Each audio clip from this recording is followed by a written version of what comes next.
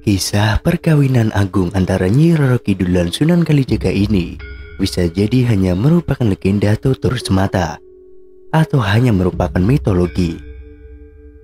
Menurut fakta yang sebenarnya, Sunan Kalijaga hanya menikah dengan Dewi Saro, putri dari Maulana Ishaq.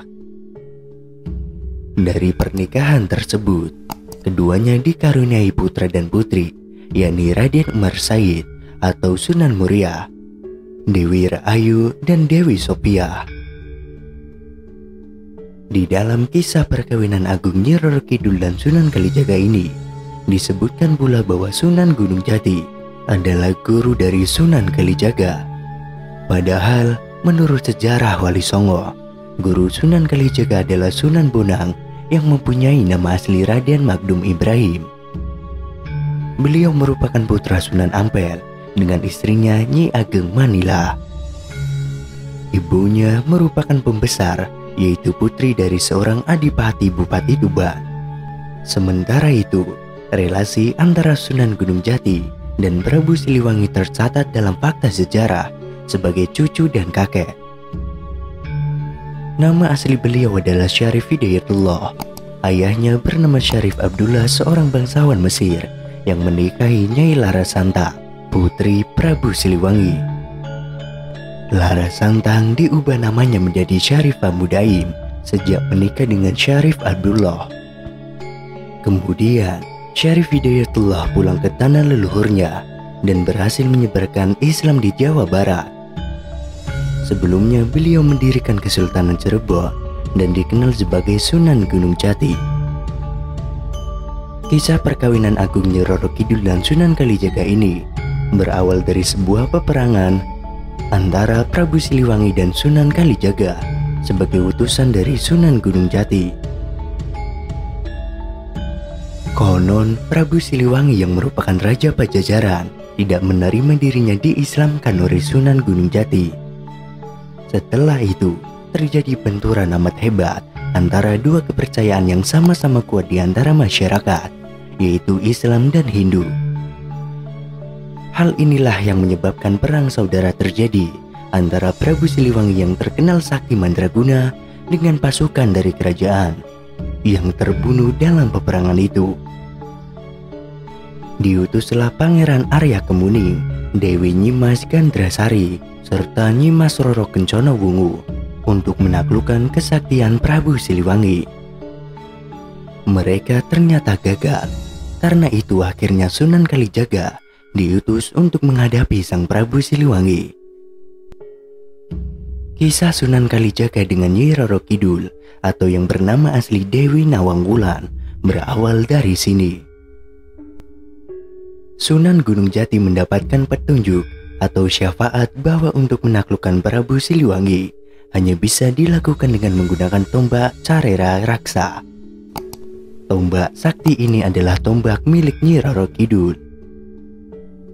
Diutuslah Sunan Kalijaga untuk menemui Nyi Roro Kidul guna mendapatkan tombak sakti itu.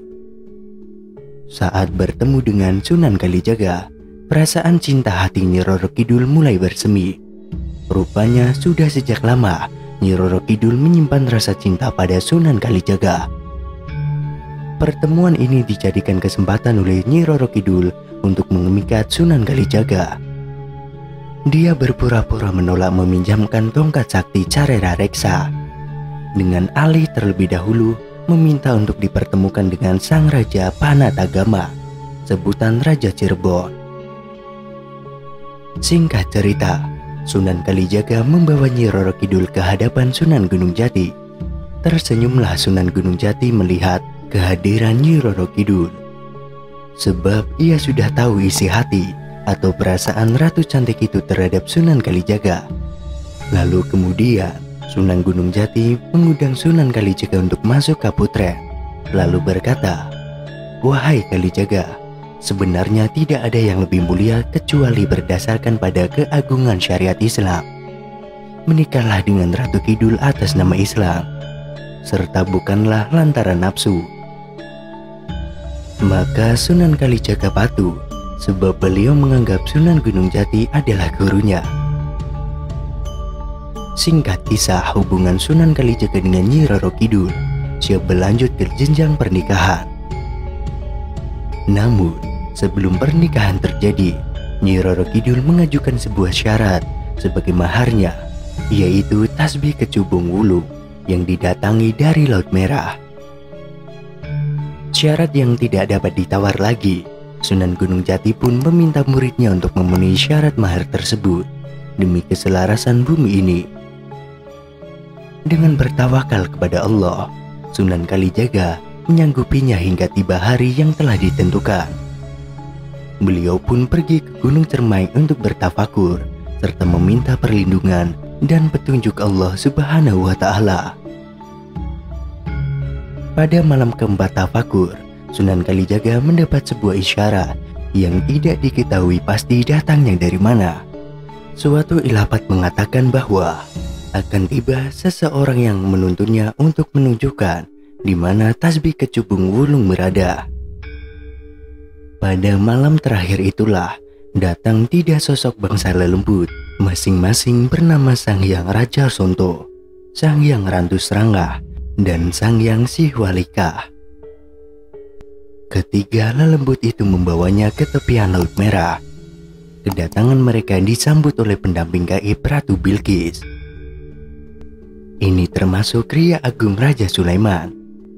Diberikannya sebuah nur Nabi Sulaiman alaihissalam yang berwujud peti kayu berukir, yang berasal dari alam abstrak. Di dalam peti tersebut berisi tasbih kecubung wulung yang sakti berbahan batu kecubung gio. Setelah mendapatkan tasbih kecubung wulung, maka kembalilah Sunan Kalijaga menemui gurunya, Sunan Gunung Jati. Tasbih kecubung wulung dipersembahkan sebagai mahar perkawinan dengan Nyi Roro Kidul. Dengan mahar ini, Sunan Gunung Jati kemudian menikahkan Sunan Kalijaga dan Nyi Roro Kidul.